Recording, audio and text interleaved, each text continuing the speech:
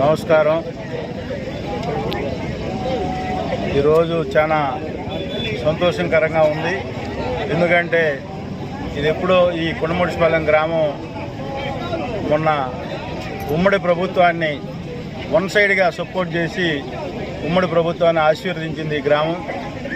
మేమందరం కూడా గత ప్రభుత్వంలో ఏవైతే వైసీపీ ప్రభుత్వంలో పల్లెటూరులని ఏ విధంగా నిర్వీర్యం అయిపోయినాయో మనందరం కూడా తెలుసు. ఈరోజు ఈ ఉమ్మడి ప్రభుత్వం వచ్చి 8 నెలలు కంప్లీట్ చేసుకున్న శుభ సందర్భంలో మీ అందరికి కూడా చెబుతా ఉన్నాం. గవర్నమెంట్ వచ్చి 8 నెలలు అయినా కూడా సీసీ రోడ్లు ఈ ప్రభుత్వం పల్లెటూర్ల మీద ఎటువంటి మంచి అభిప్రాయంతో ఉందో మీరందరూ కూడా గుర్తించాల్సిన అవసరం ఎంతైనా ఉంది.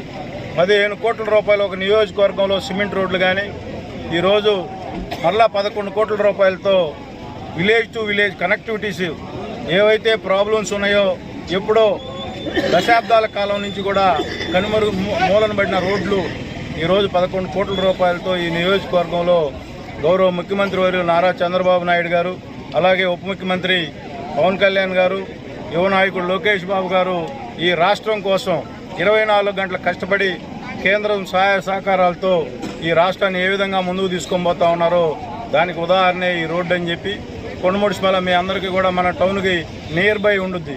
ఏ చిన్న ట్రాఫిక్ వచ్చినా వాళ్ళు ఒక గ్రామంలో ఏదైనా ఒక కార్యక్రమం చేసుకోవాలన్నా రెండో రోడ్డు లేకపోతే ఏ విధంగా ఇబ్బంది పడుతున్నాం మనం ఆ తిరణాలప్పుడు చూస్తూ ఉన్నాం.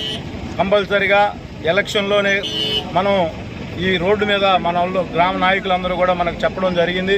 తప్పనిసరిగా ప్రభుత్వం అధికారంలోకి వస్తే చేస్తామని చెప్పి ఆ రోజు కమిట్మెంట్ ఇచ్చాం.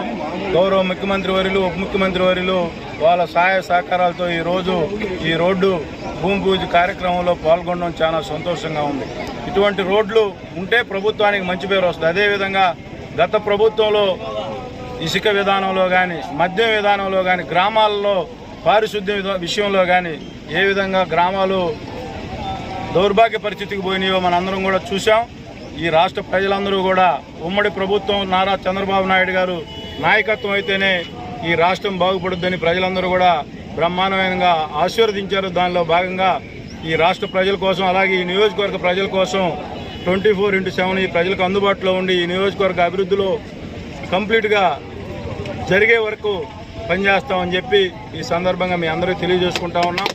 రేపు గౌరవ ముఖ్యమంత్రి వర్యులు నారా చంద్రబాబు నాయుడు గారు 15వ తారీఖు మన పట్టణానికి రాబోతూ ఉన్నాడు. స్వచ్ఛాంధ్ర కార్యక్రమంలో భాగంగా నేను చాలా సంతోషంగా భావిస్తాను. 8 నెలల్లో మళ్ళా రాష్ట్ర ముఖ్యమంత్రి వర్యులు మన నియోజకవర్గానికి రావడం నేనైతే చాలా